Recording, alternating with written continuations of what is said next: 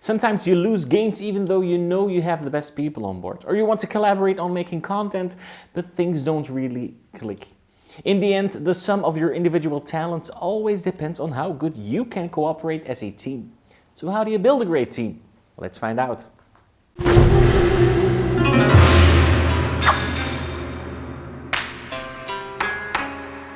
Hey guys, welcome to the Senpai. I'm Yannick and I've been coaching and training people in communications and leadership for about 10 years. And today I'd like to talk to you about what makes a great team and how you can build one. Great news, there has already been a lot of research done on team dynamics, and Patrick Lencioni's 5 Dysfunctions of a Team is probably the most popular.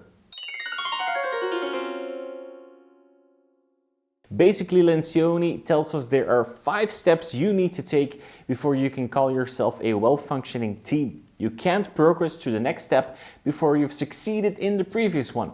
And that's why I'll go over these one at a time with you guys and give you some practical tips. When building a team, the first question should be, do you trust each other? Are you able to show weakness in your team, and generally, are you able to be yourself? And to succeed in this step, it's important to know each other's strengths and look at how you can support each other as a team. For example, if you have blazing reflexes but need to work on reading the game, you need your teammates to have your back and support you so you can shine. Have a common goal and use and understand each other's strengths. And more importantly, use mistakes as an opportunity for growth and not as a proof of your failure. Having different or opposing opinions is vital to making good decisions. And imagine if you're playing a game of Fortnite and your squad wants to push. You think that's a bad idea because your position will leave you exposed. If you're afraid of conflict, you'll shut up, keep your opinion to yourself, and get wiped as a group because you didn't express yourself. To succeed in this step, try and assign a devil's advocate who has the role of finding flaws in the decisions and calls them out. This way you're avoiding groupthink and promoting critical thinking in your team. Doing this frequently will speed up the process and increase the quality of your decision making as a group. If you take decisions as a team, it's important to commit and stick to them. It's like running with a raid group, deciding on a tactic and then having everybody else do something entirely different either way. A team that lacks commitment is slow and makes a lot of mistakes. And to succeed in this step, make sure everybody knows what is expected of them. And this requires that your decisions as a team are very clear and transparent. Vague goals open up room for mistakes and decrease commitment. We have a tendency to look at ourselves when evaluating performance, but not at others. Unfortunately, this means you're losing a ton of valuable information and feedback. A good team holds each other accountable for sticking to the decisions that were taken and the goals that have been set. For example, you're racing in an endurance team with 2 other people and have decided not to take any risks during the night part of the race. However, somebody in your team starts pushing too much and takes unnecessary risks. You need to hold them accountable.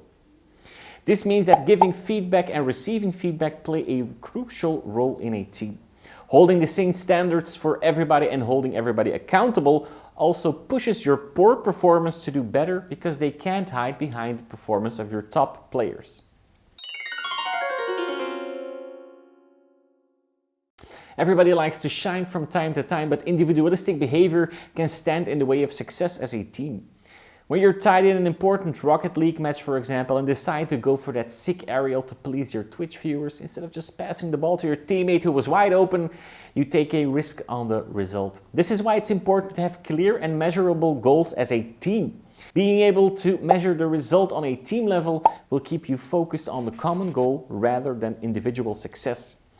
If you have some divas on your team, use a strength-based approach to make sure they know how to shine and contribute to the team goal.